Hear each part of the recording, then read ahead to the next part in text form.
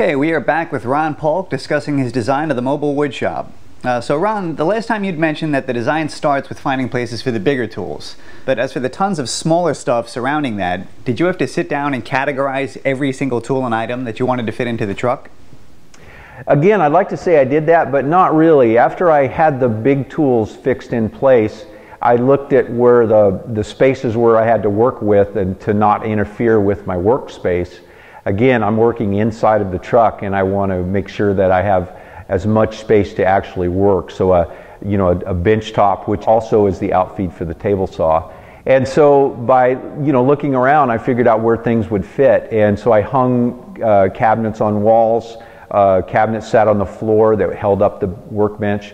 And I developed a drawer system, a simple dado and a half-inch bottom that slipped into those dados. And then the sides on the drawers were simply half-inch plywood, and I could make them as tall or short as I needed, depending on the tools that I was storing in them. Now, there are at least two approaches to designing a storage system. One is that you can have deep, dense, and sort of invisible storage, like with a filing cabinet. And the other approach is to have a broad, shallow, and highly visible system, like with tools on a pegboard. Can you talk about both approaches? Yes, and I have both in my mobile woodshop. The drawers are like the filing system. I have tools in those, blades, saw blades, jigsaw blades. I use routing quite a bit in my business. And so I have a large selection of bits. And so I have a drawer that I open up, and I have foam inserts, and each bit is slipped into a hole in the insert so that I can keep them very organized, not only in what they do, the style of cut, but also the size of the shank, those kinds of things.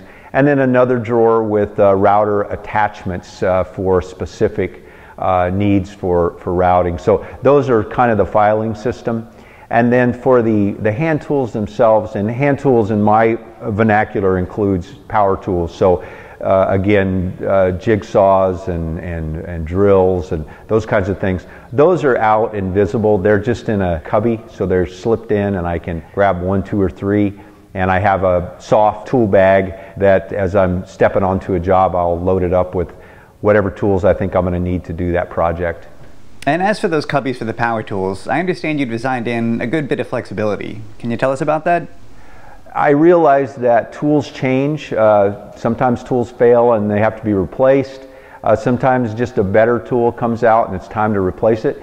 So I didn't want to build something that was so fixed that I would have to completely remodel it to put new tools in.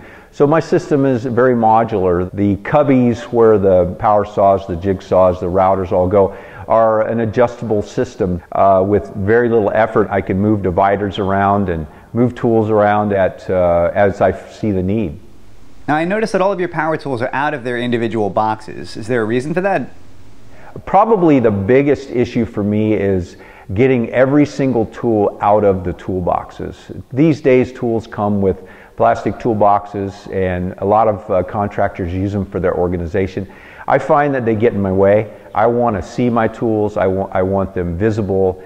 And in the truck, I don't want them tied down. I want it to be a very passive restraint so that I just can put my hand on the tool and lift it out and put it to work. And speaking of which, for you viewers out there, Ron has designed something that you can put to work. Next episode, we'll be back with Ron and we'll discuss his accidental product design hit, the Paulk Workbench. I'm Rain No, signing off for Ron Paulk and Core 77 TV.